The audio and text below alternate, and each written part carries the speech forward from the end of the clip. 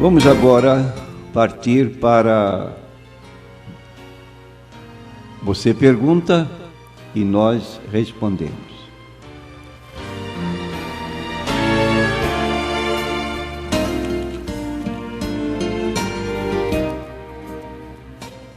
Aqui quem fala com você é sua irmã em Cristo, Rosani Barassal. Temos a primeira pergunta, é da Glória. Ela pergunta: o espírito do ser crente vai para o céu e o corpo retornará ao pó. Este pó é que no dia do julgamento tomará forma e voltará a ser um corpo agora celestial? Sim, irmã. A sua posição é essa.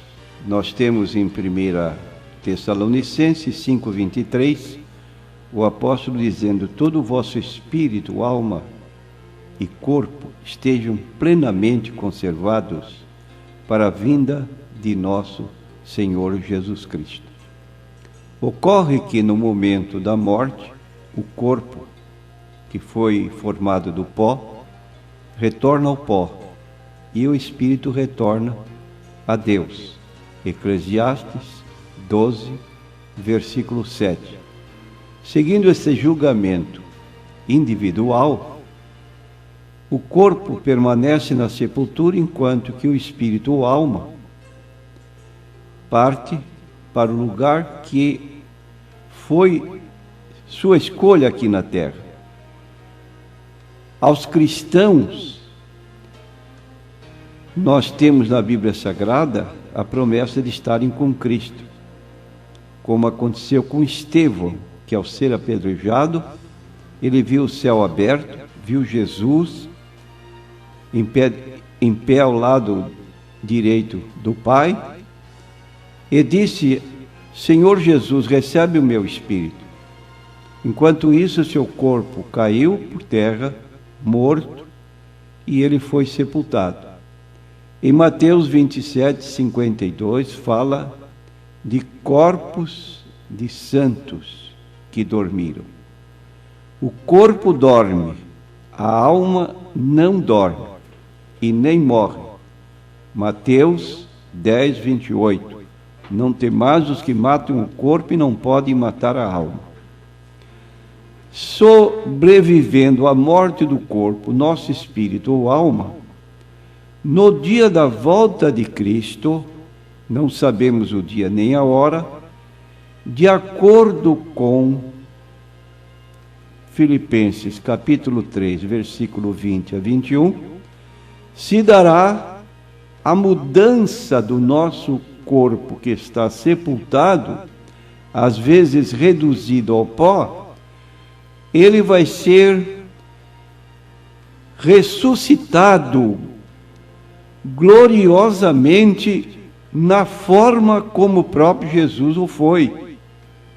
A nossa cidade está nos céus, donde nós aguardamos o Senhor, o Salvador Jesus Cristo, que transformará o nosso corpo abatido para ser conforme, igual ao seu corpo glorioso. Já isso não ocorre com a pessoa que em vida recusou o Senhor Jesus Cristo, porque Marcos 16, versículo 15 e 16, declaram palavras de Jesus: ide por todo o mundo, pregai o evangelho a toda criatura. Quem crer e for batizado será salvo, mas quem não crer será condenado. Então, o que ocorre na morte de uma pessoa que recusou Jesus como seu Salvador e Senhor? Porque há pessoas que dizem que não recusam, mas estão paradas, indiferentes, pensando um tempo futuro. Diz o texto de Provérbios: não procrastines o dia de amanhã, porque não sabes o que trará o dia. Logo, de acordo com a palavra de Deus, em 2 Coríntios 11, versículo 2, eis aqui agora o tempo aceitável, eis aqui agora o dia da salvação. Desculpe a citação, é 2 Coríntios 6 e 2. E então há uma necessidade de a pessoa tomar a decisão, porque do contrário, nesse intervalo entre a morte e a ressurreição, o espírito dessa pessoa vai para o Hades, mundo invisível dos mortos, que nós chamamos o inferno, enquanto o corpo está na sepultura. Vai ressuscitar 1000 anos depois da primeira ressurreição para o julgamento final, para o juízo final. Todos os que estão nos túmulos vão sair, vão se apresentar diante do trono, e aquele cujo nome não estiver registrado no livro da vida será lançado no lago de fogo, que nós chamamos a segunda morte, o afastamento, a separação eterna de Deus.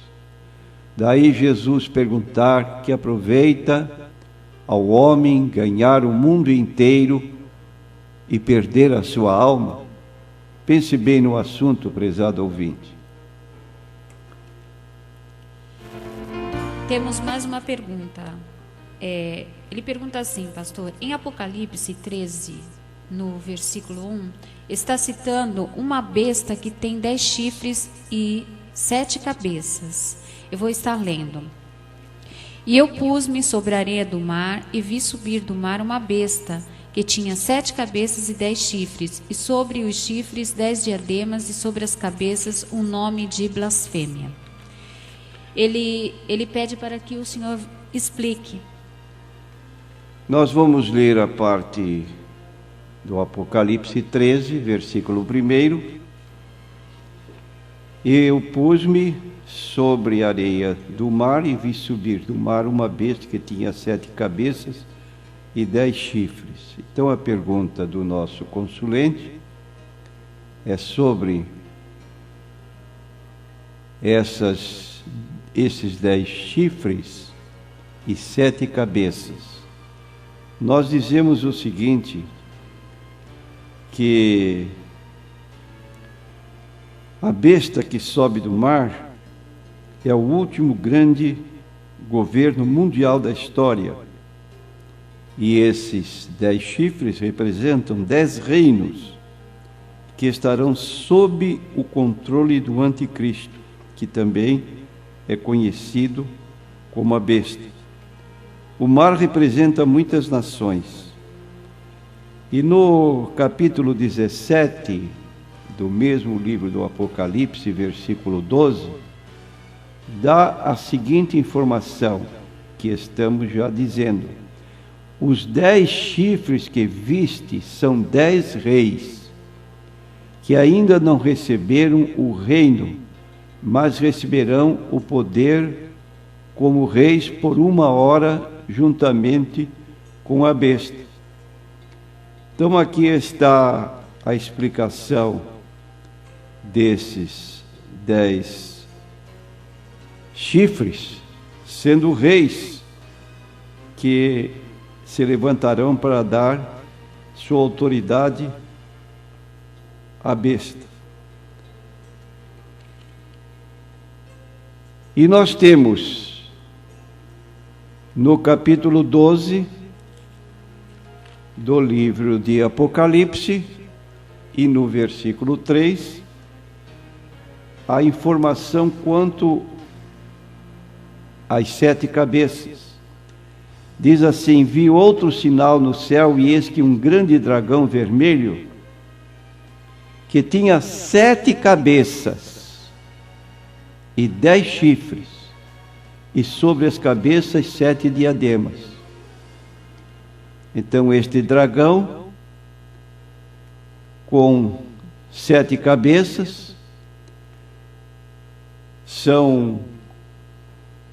representa o diabo, e as 7 cabeças e chifres são pertencentes a esse dragão que é o diabo, representam uma grande astúcia e poder, para que ele possa agir através dos elementos que são os 10 chifres. Essas 7 cabeças representam então essa sagacidade que ele vai ter para poder agir como é de sua natureza. Como Paulo chega a dizer, não ignoramos os seus ardis, as suas ciladas. Aqui é a Janai. Ela pergunta, é lícito as igrejas ter coreografia? É uma pergunta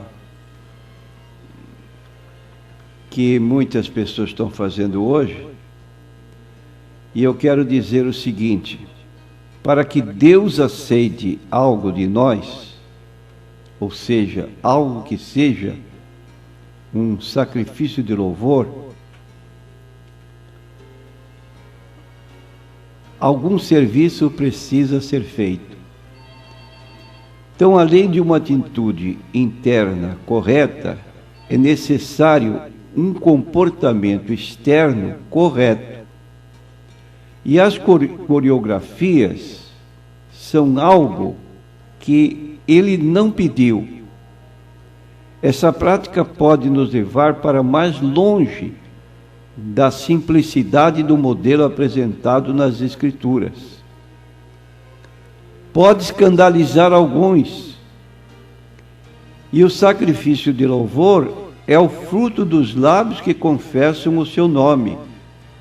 Isso é encontrado no livro de Hebreus, no capítulo 13, e no versículo 15, que os nossos louvores a Deus são dados com os nossos lábios. Ele aprecia esse sacrifício de louvor.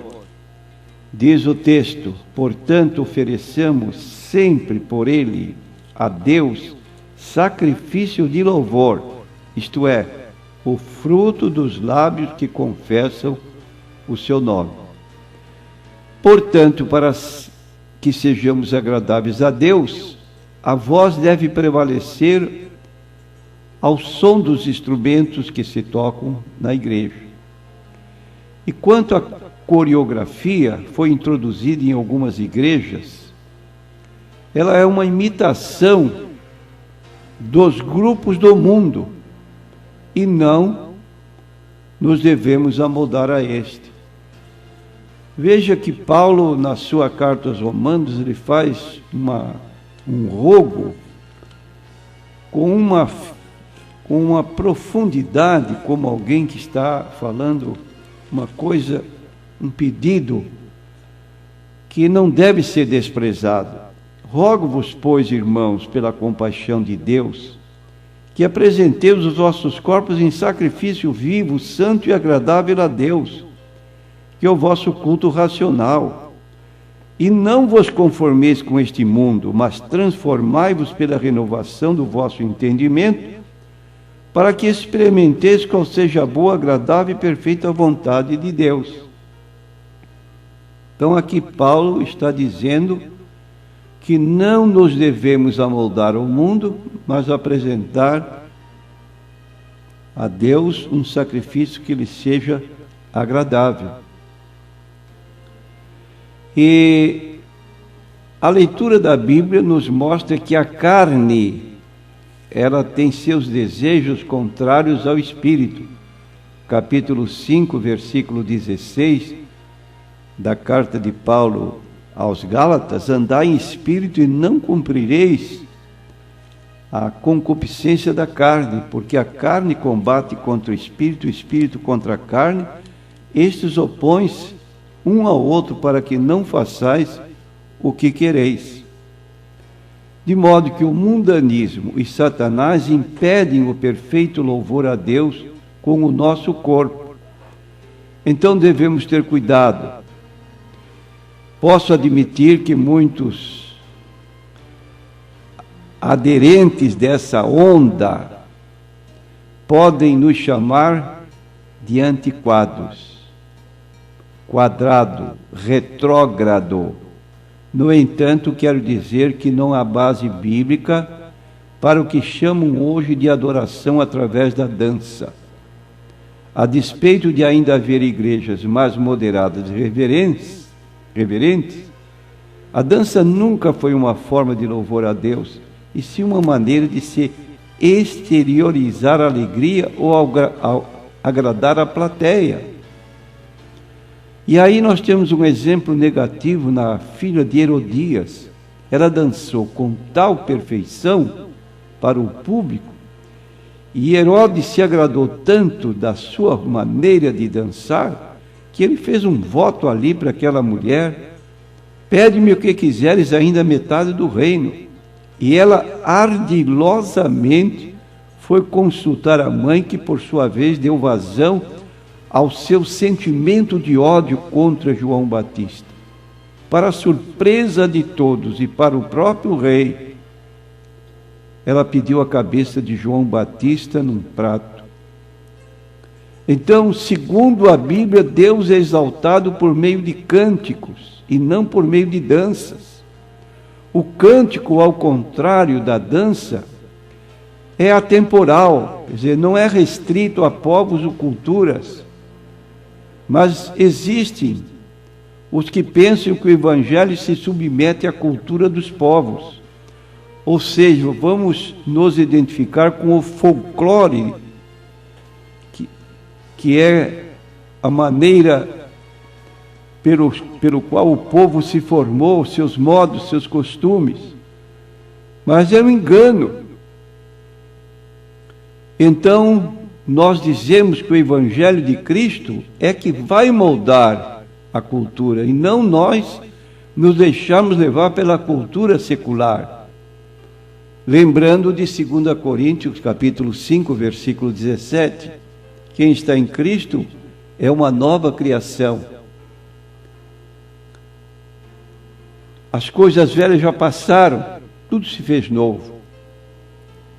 Assim podemos concluir que não é recomendável uma igreja que institui essas coreografias que não edificam e mais parece um exibicionismo de certas jovens que se vestem a caráter, mas não estão realmente glorificando a Deus através dessas apresentações.